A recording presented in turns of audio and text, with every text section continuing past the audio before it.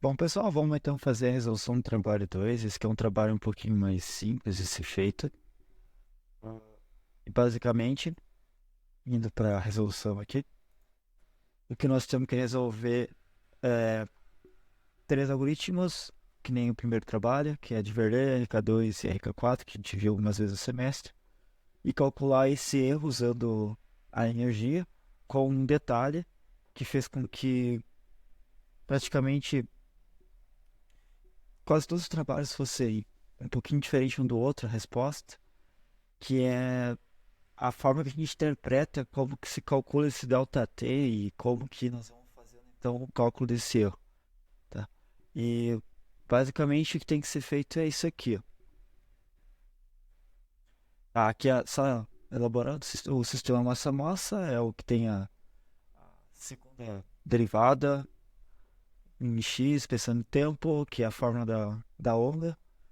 E quando a gente plota ela de forma analítica, ela gera esse tipo de padrão ondulatório, que é um cosseno. Mas agora, então, isso aqui é só para contextualizar, claro.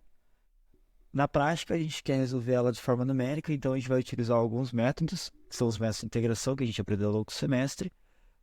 Aí aqui no caso eu coloquei então a definição dos métodos, usando o Verlet, o RK2 e o RK4. Tá? E então, como é pedido na questão, é comparar os erros desses métodos na energia, de forma que esse ΔT que a gente vai escolher, o menor deles, ele precisa ser maior que um décimo do período, e o maior ΔT tem que ser menor. Aliás, o ΔT maior, que é o que a gente vai escolher, que no caso seria aqui, ó, o maior é na base, pensando numa base 10, ele seria 10 na zero.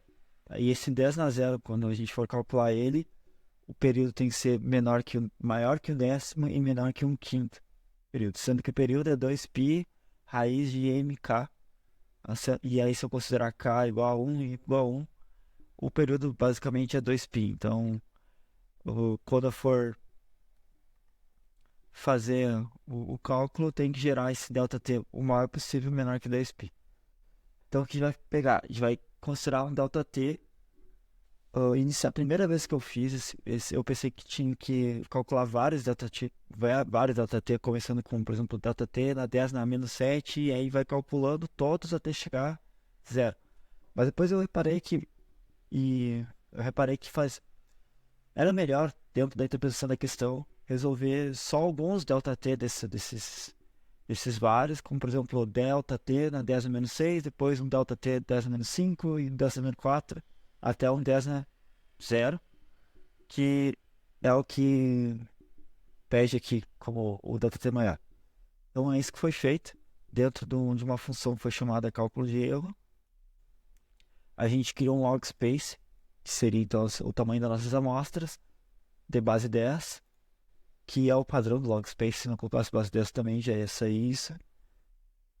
Onde saindo de um mínimo até o máximo, que é colocado como os parâmetros da função, e eu peço que seja então de menos 6 até zero.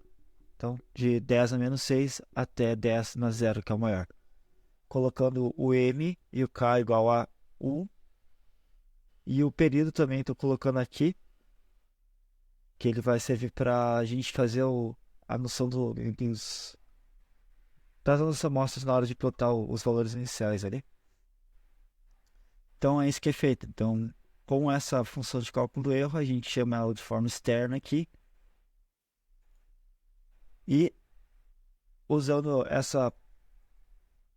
esses underline, a gente só coloca a informação que a gente quer receber realmente do erro, que no caso aqui seria os arrays, um array dos valores que vão ser calculados dessa função. Aí eu usei uma função auxiliar aqui que mimetiza então essa fórmula do erro. E aí toda vez que eu rodo esse cálculo, por cada uma dessas bases ele vai rodar então aquela somatória. Então ele vai calcular aquele somatório, que é o intervalo então delta t, 6 vezes, 7 vezes aqui, que seria o que foi definido como dt values nesse algoritmo.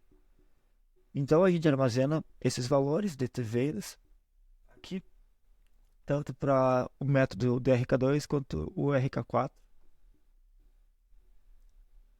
Então a gente vai mostrar quais são esses valores aqui, o DTVs, que são aqueles log spaces.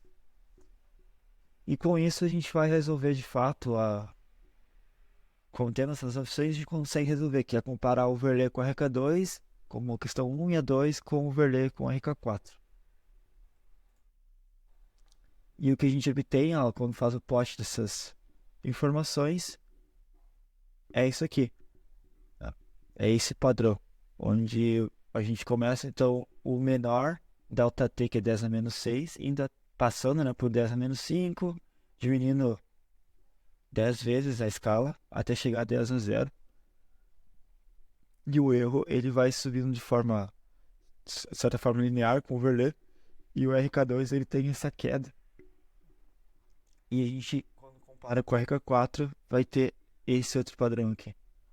O meu PC tá dando isso aqui, mas dependendo do como é o cálculo e também das configurações do seu notebook ou computador, pode ser que o gráfico mude um pouquinho na sua forma, mas a ideia que ele está trazendo é basicamente a mesma, com versão linear e o RK2 com algum escuta tendo uma queda e depois subindo, vamos dizer assim, mais exponencialmente a, o erro. Melhorando, né? O erro à medida que o DT diminui. Enfim, seria isso, gente.